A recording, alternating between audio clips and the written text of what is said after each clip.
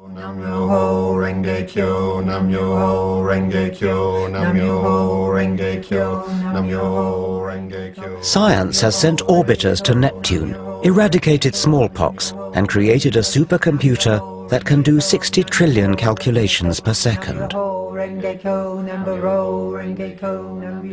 Science frees us from superstition and dogma and enables us to base our knowledge on evidence. Well, most of us.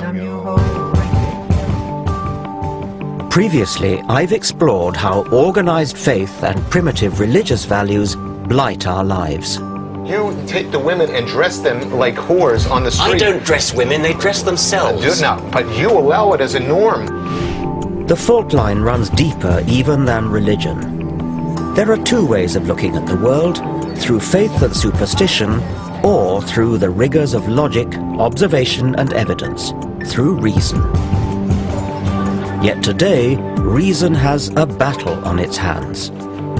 I want to confront the epidemic of irrational, superstitious thinking. Would you understand somebody on the spirit side with the name Charles? I believe that I give... You really believe it? I believe absolutely Seriously, 100% that it's true, because it's been proven to me against my rationality. It's a multi-million-pound industry that impoverishes our culture. Astrology leans toward the divine and the sacred, words which I know you don't like very much. And throws up New Age gurus who exhort us to run away from reality. The tree-ness is the spiritual quality. Or the rockness. Or the rockness. Yeah. As a scientist, I don't think our indulgence of irrational superstition is harmless. I believe it profoundly undermines civilization. Reason and a respect for evidence are the source of our progress, our safeguard against fundamentalists and those who profit from obscuring the truth. We live in dangerous times when superstition is gaining ground and rational science is under attack. In this program, I want to take on the enemies of reason.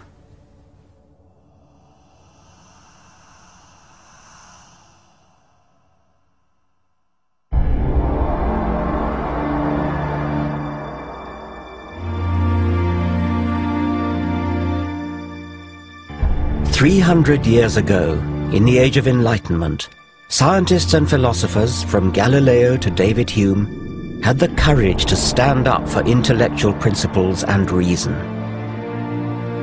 The rational science they pioneered has given us tangible benefits. Everything from antibiotics to electricity, sewage systems to sat-nav. And it's not just material progress. Increased life expectancy, health and leisure provided by modern medicine and industrial technology have given more people more time than ever before to educate themselves, express their creativity, and ponder existence. And yet, into this better world that reason has built, primitive darkness is coming back, a disturbing pick and mix of superstitions.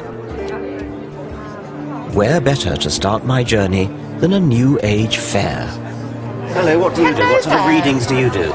All kinds. I do the tarot, and then I also do the crystal ball. This is George. Hello. What can you do for me? All right, well, we can take your own photograph. All right, I'd like that, yes. What do I do? Just sit on the throne there? Just take a seat, please. Shall I take my glasses off? What have you got here? Right, now, you have got a couple of spirit guides around you at the moment, because I think there's something in your life changing, but I think this is about you as well, being more comfortable with yourself. Now, what you have here is you have somebody in spirit who's really, really close to you, and they've got their arms around your neck. Well, that's very nice to know.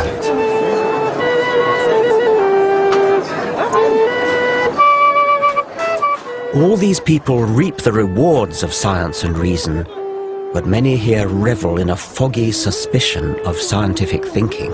Okay, so you could teach me how to use my psychic energy. Yes. Is that the idea? Yes. You can rely much better on that than on your head. Irrationality is woven into the fabric of modern life. We unthinkingly indulge unscientific delusion. I'm the rather schizophrenic Gemini. Aquarius. Pisces. Astrology is so pervasive that just about everyone has been indoctrinated with the alleged character of their star sign. They're fiery, a bit unreliable, they love traveling, they're very expansive, they're quite spiritual. Loyal, spend too much money, good leader. They can be a bit moody, swinging one way and the other. They can be very bubbly 1 minute and then a bit down, and you never know what you're going to get with them, my husband says.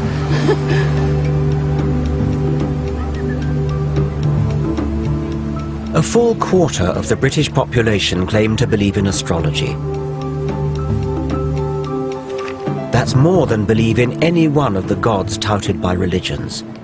Day in, day out, astrological horoscopes get far more newspaper column inches than science. Amusingly, it falls foul of our modern taboo against lazy stereotyping. How would we react if a newspaper published a daily column that read something like this? Germans. It is in your nature to be hard-working and methodical, which should serve you well at work today. In your personal relationships, especially this evening, you will need to curb your natural tendency to obey orders. Chinese. Inscrutability has many advantages, but it may be your undoing today. British. Your stiff upper lip may serve you well in business dealings, but try to relax and let yourself go in your social life. And so on through 12 national stereotypes. Of course, the astrology columns are not as offensive as that, but we should ask ourselves exactly where the difference lies. Both are guilty of facile discrimination, dividing humanity up into exclusive groups based on no evidence. So now I want to find out how those who trade in such irrational nonsense can possibly justify what they do. This is a map of the cosmos with London in the very centre.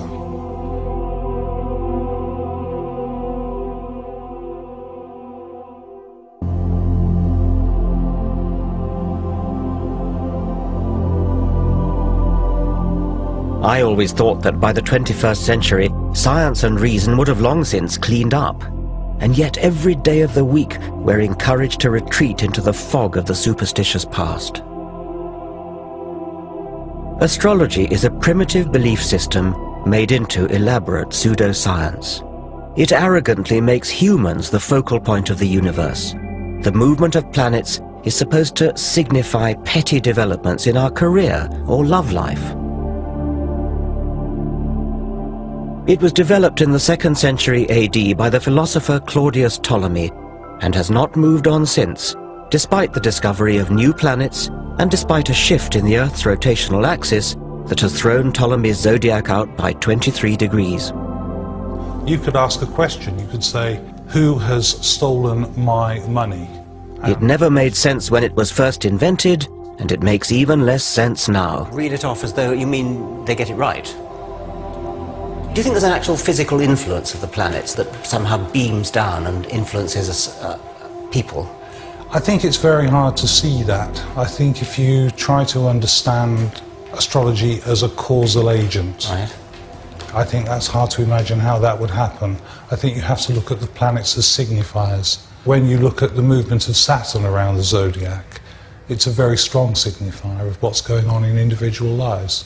I don't even understand how they could possibly be signifiers. I mean, how could the rise of Saturn possibly be a signifier for something that's going on physiologically in a person's body? The position of planets in the signs of the zodiac. This is what you keep coming back to ask me. How could it possibly work? Yes. And I've told you, I don't know. It's a deep, dark mystery. What isn't a deep, dark mystery is why the trite vagaries of newspaper horoscopes seem to chime with readers. Psychologists have identified what's known as the Barnum effect, whereby people tend to believe statements are accurate for them personally, when in fact they're general enough to apply to anyone. We could devise a little experiment where we take your forecasts and then give some of them straight, give some of them randomized, sometimes give Virgo, the Pisces forecast, etc., and then ask people how accurate they were.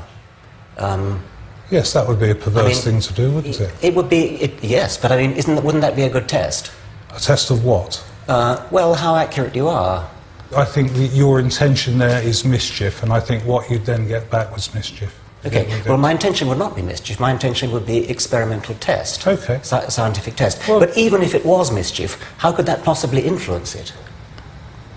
I think it does influence it. I think whenever you do things with astrology, intentions are strong. I'd have thought you'd be eager. I mean, I'd have thought you'd really...